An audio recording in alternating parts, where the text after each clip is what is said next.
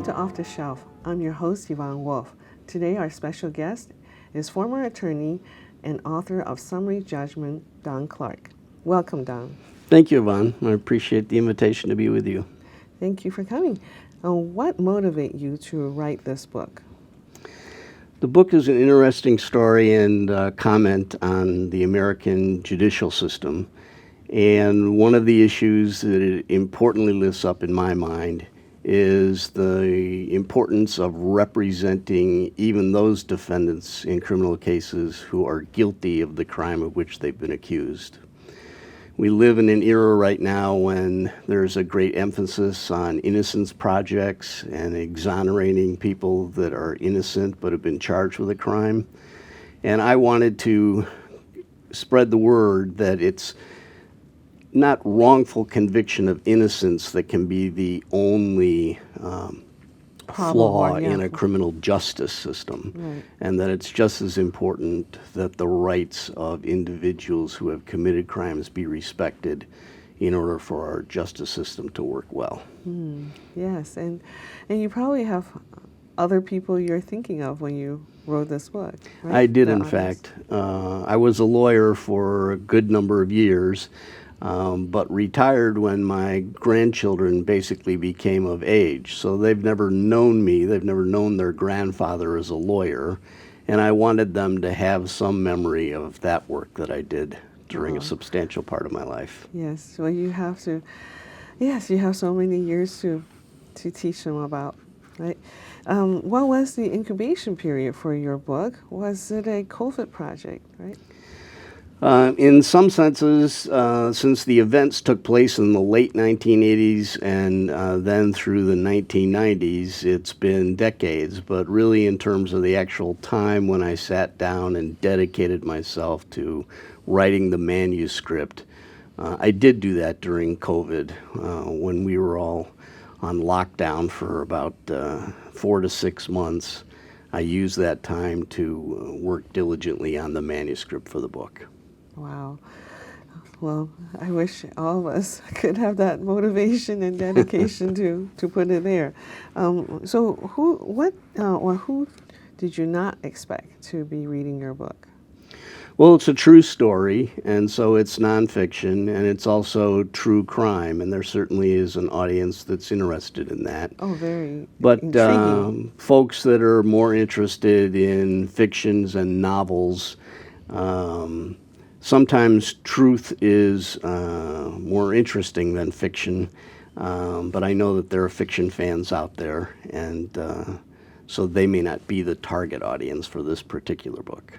Yes, well, I definitely find your book very intriguing, and the setup's incredibly well done as a dramatic piece. I think that there's a lot of room for it to become a movie or something like that. Oh, thank you. Where do you do most of your writing? I like to work in the mornings.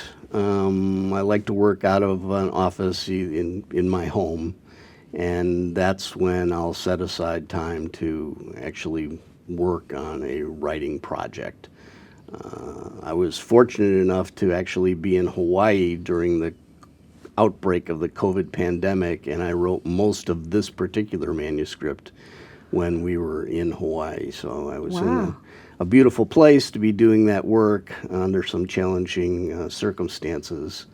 But I'm a person that works in the mornings and kind of in isolation and for a set period of time on a daily basis. Yeah. So do you have, did you consult a writing group, or were you perhaps reread each other's work, or?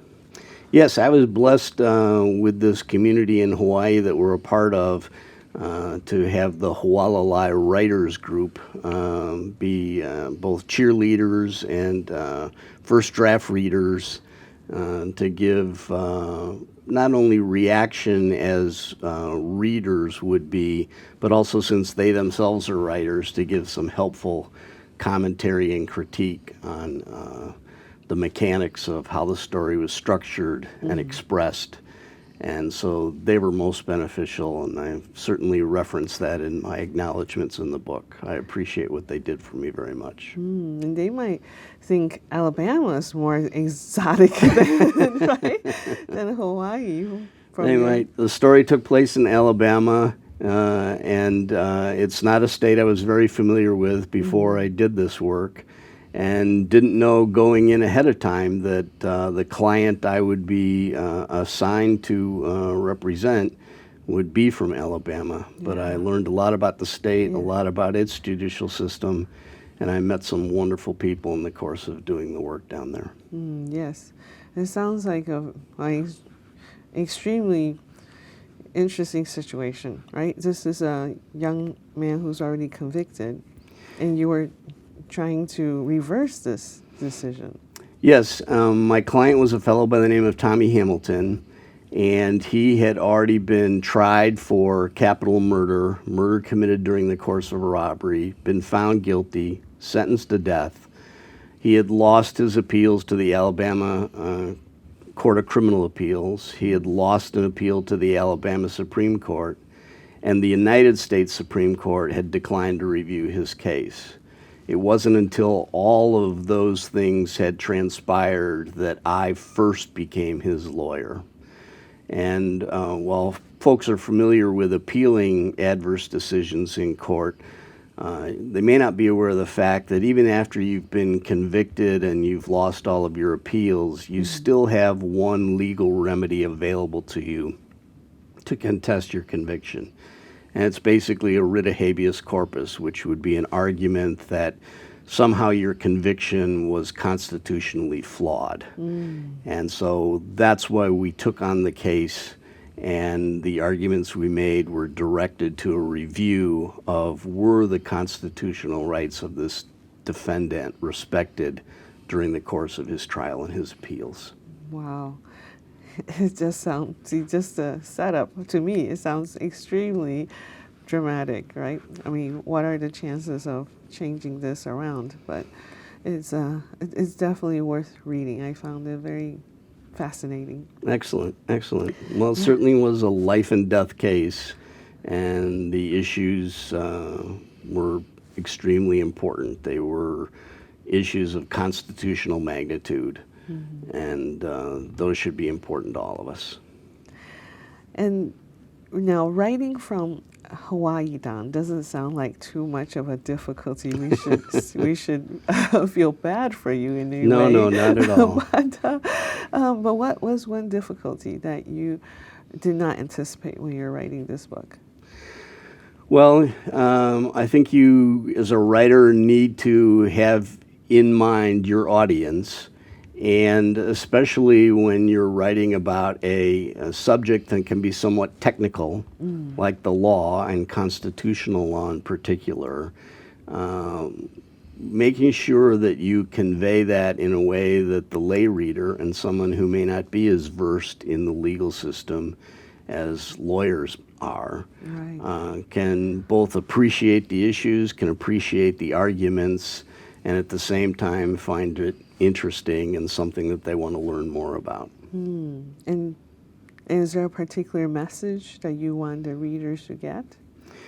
That it is important that the rights that we all benefit from under the Constitution are respected for everyone, even those who, on the face of it, we may believe are guilty of the crimes that they've been accused of committing. Because what we ended up finding out is that in this particular case, law enforcement had purchased perjured testimony and presented it during this man's underlying trial that led to his conviction and led to his sentence of death.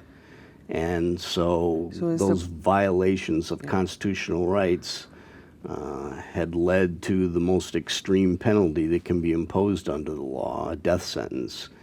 And it's important that lawyers and others defend those rights and see that they're not abused or taken for granted. So we're talking about the procedural flaws or difficulties? There were some procedural issues, but also they actually put on witnesses that lied under oath I see. and made statements of fact that were simply untrue. So the jury and the judge that made these determinations, these life and death determinations, were basically lied to, and it influenced their judgment. And therefore, what really was called for is a new trial. Well, I found that the evidence was very convincing. So I think that any witness would be, it would be easy to be misled, right? Absolutely. I mean, when individuals are representing that they have firsthand knowledge, I mean, in this particular case, you had a fellow cellmate of our client saying that our client had basically confessed to the crime to him, confessed to the murder, had expressed that he was unrepentant about having committed the crime.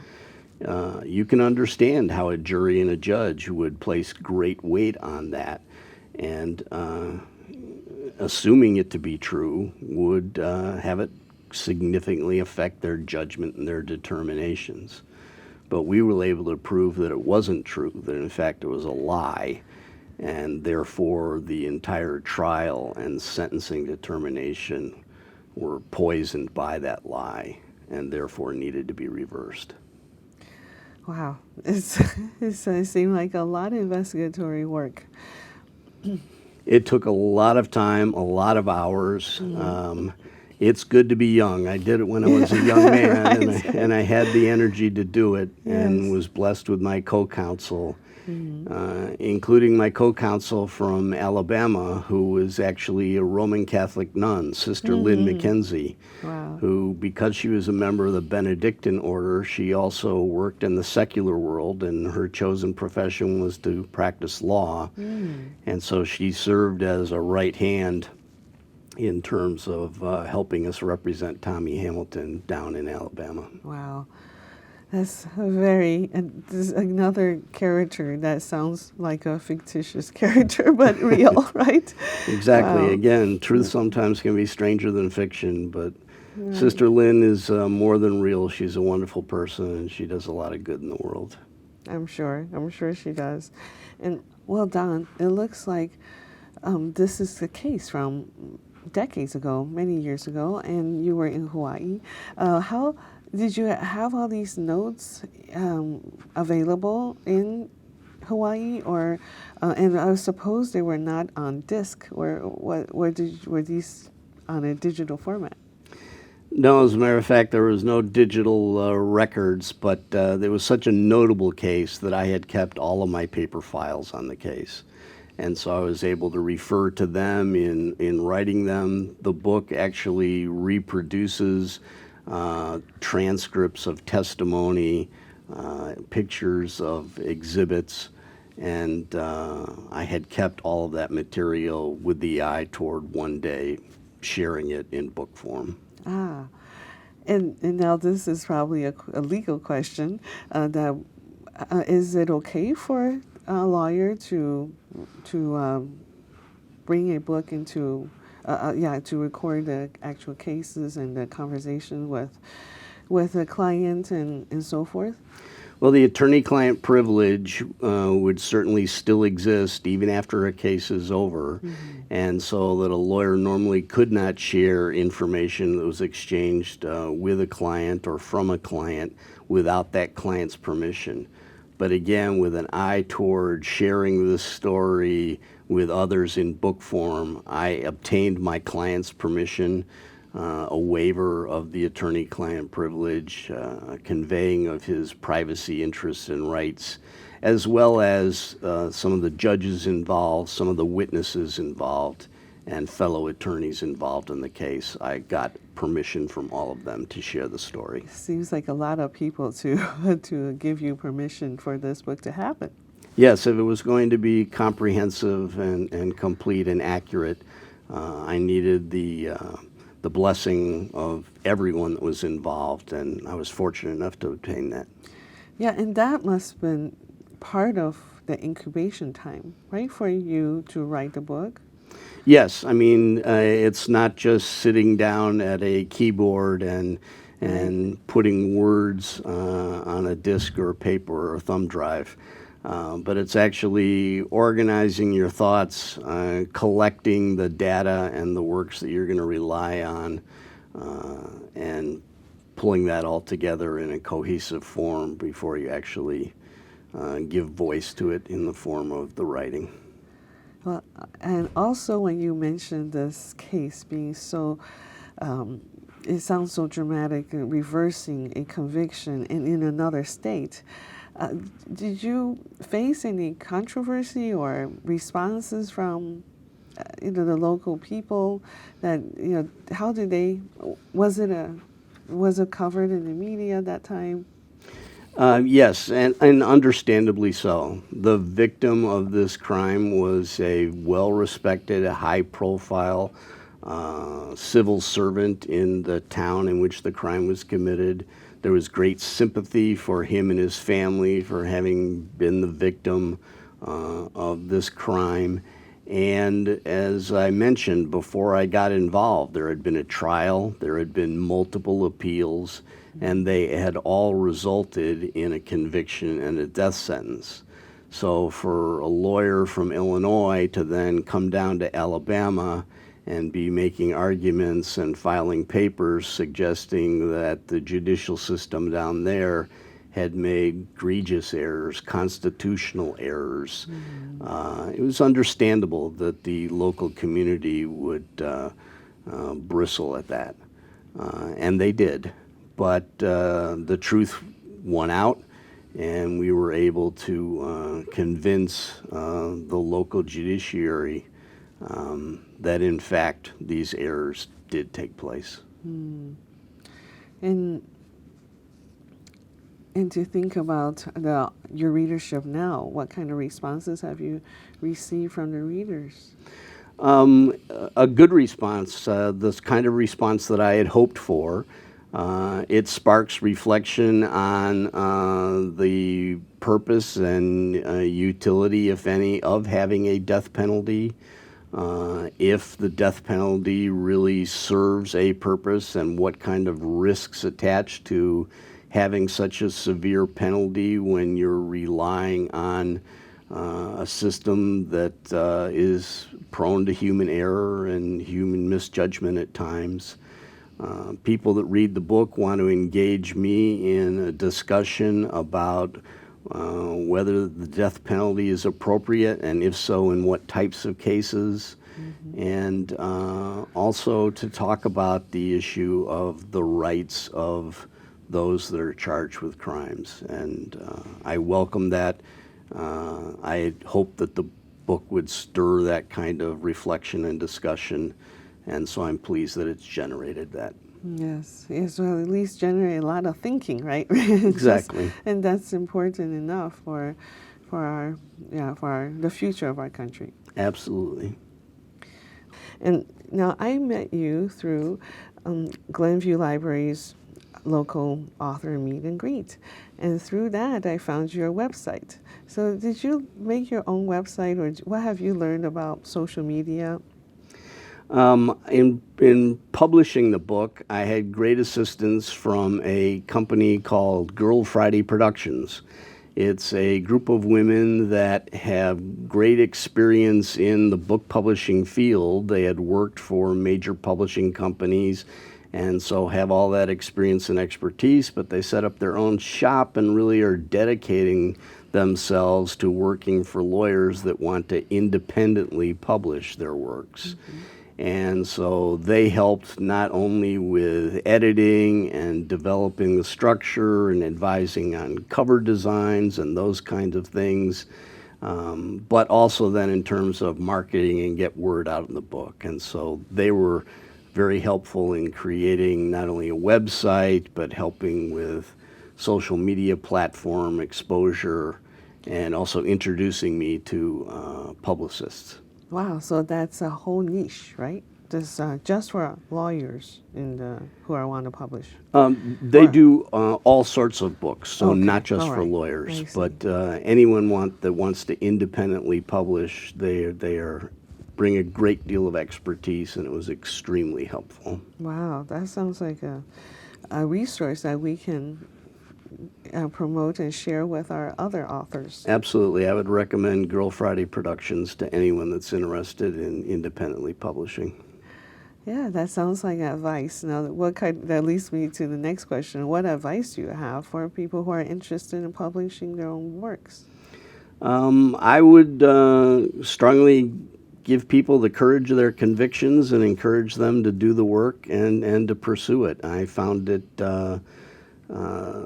was a challenge, but it was very gratifying in the end, and certainly the end result is everything I could have hoped for in terms of both conveying an important message, relaying some important family history onto my grandchildren, and lawyers should and writers should not hesitate to pursue it. I think they'd find it very rewarding and worthwhile. Yes, I hear that I hear from other authors whose children and grandchildren do not want to be lawyers and Right. follow his footsteps. So I wonder if the next generation is less interested, right, in this field when it has so much to offer. They may or may not, but even if law isn't something they want to pursue, perhaps they'll be inspired to tell their own story, whatever it might be, when they grow up, and reduce it to writing and share it with people. I'm a big believer in the power of storytelling, whether it's to a jury, a judge, or grandchildren, and I would encourage folks to do it. I had such a good experience that, in fact, I'm starting a second manuscript for another work, very, very much different in content and tone. But Is that another case that you personally no, experienced? this would be actually a family history, kind of a genealogical exploration Yes. of generations that I'm indebted to, and what they went through, the challenges they faced, the accomplishments that they made. And I would love to finish that manuscript sometime this year. No. Well, that sounds like something that is definitely, very, is a new interest. Yes. Absolutely. A lot of people, and Glenview Library has a genealogy department that might help you with that. I don't know if your ancestry is local. And that brings me to the next question. How are you connected to Glenview? You've lived here decades, right? We have. My wife and I have been residents of Glenview for about 40 years now. We've been very engaged with the community. My own involvement includes I served for a while as the president of the District 31 School Board here in Glenview, Northbrook. I'm a member of the Glenview Community Church and was twice elected moderator of that congregation. My wife has a deep love for books. She was the director of the Wilmette Public Library. And so we've both been engaged in the communities that we live in and serve. Well, that's wonderful. We need more Glenview residents like that. And as a professional with so many interests, what will your next project, now unbook related, because you already told us your next book project, but not related to books, what is your next project? Well, as I mentioned, I'm a big believer in the power of storytelling, and so now I'm engaged in a number of entertainment projects that tell stories. I've produced a full-length feature film that was written by and starred Jeff Daniels. I've produced a play here in Chicago that I hope to take off Broadway in the fall of 2024. And importantly to me, I'm also the co-owner of the Chicago Magic Lounge, which is a live theater entertainment venue in Andersonville, in which we present a genre of magic that is unique to Chicago. Wow, that sounds like a show for all by itself. Absolutely. I encourage anyone that wants to have a wonderful night of entertainment to come to the Chicago Magic Lounge. Well, then it comes to our next question, Don. What is your message out there for our authors? Go forth and write. I think you'll find it rewarding. I think that the story that you have to tell as an author is important and will be important to someone else. So be encouraged to share. The work can seem daunting at times, but the end result makes it so worthwhile. Well, thank you, Don, for joining us today. Thank you so much, Yvonne. It was my pleasure. And thank you for watching. Join us next time on Off the Shelf.